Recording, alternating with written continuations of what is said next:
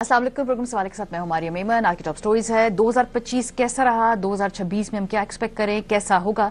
Programme के पहले हिस्से में इस पर बात करेंगे। उसके बाद 2025 में पाकिस्तान और आलमी मंजरनामे को उस कॉन्टेक्स्ट में हम देखेंगे। हमारे साथ एक्सपर्ट पैनल होगा और आखिर में जूनियर क्रिकेटर्स जो छाए हैं 2025 में, लगता है कि ये विनिंग स्ट्रीक 2026 में भी कायम रहेगी और पाकिस्तान के क्रिकेट का मुस्तकबिल महफूज हाथों में है।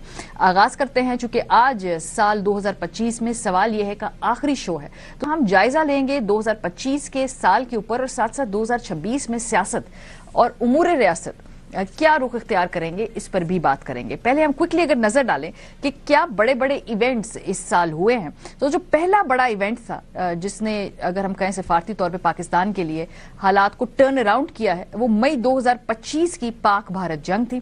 22 अप्रैल के पहलगाम हमले की आड़ में भारत ने 7 मई को पाकिस्तान पर हमला किया।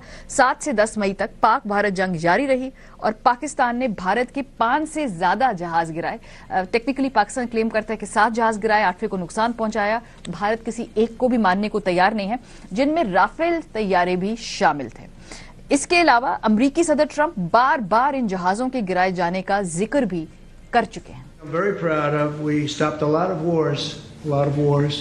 India, Pakistan, that was going. In fact, planes were being shot out of there. 4 or 5, but I think 5 jets were shot down actually. And Lindsay, that was getting worse and worse, wasn't it? That was looking like it was going to go. These are 2 serious nuclear countries, and they were hitting each other. You know, it seems like a new form of warfare. There seems to be a hit and then another hit, a hit and another hit.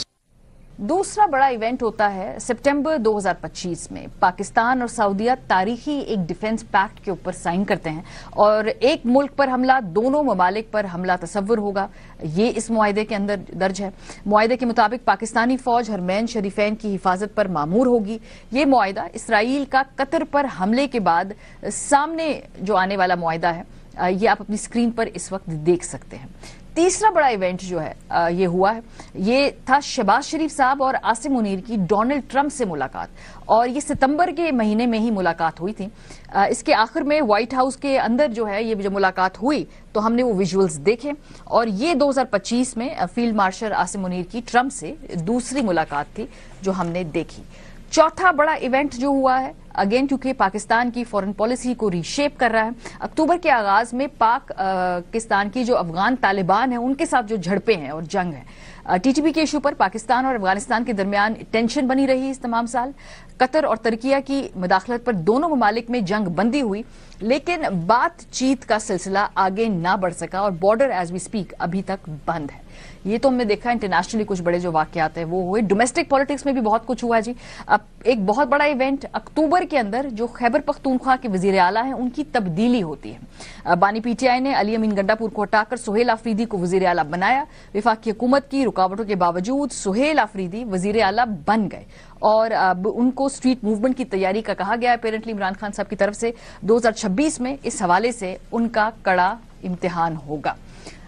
एक छठा event, बहुत बड़ा event जिसने पाकिस्तान की जो judiciary की पूरी हैयत को तब्दील कर दिया, 27वीं आईनी तरमीम। नवंबर के आगाज में बिलावल भुट्टो ने एक ट्वीट के जरिए 27वीं तरमीम की नवीद सुनाई। फिर 12 नवंबर को कौमी असेंबली और सेनेट से 27वीं तरमीम पास हुई।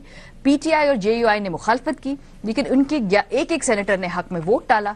आईनी अदालत का कयाम हुआ, फोर्सेस की साख में तब्दीली हुई और ताहयात इस्तिस्ना भी शामिल रहा।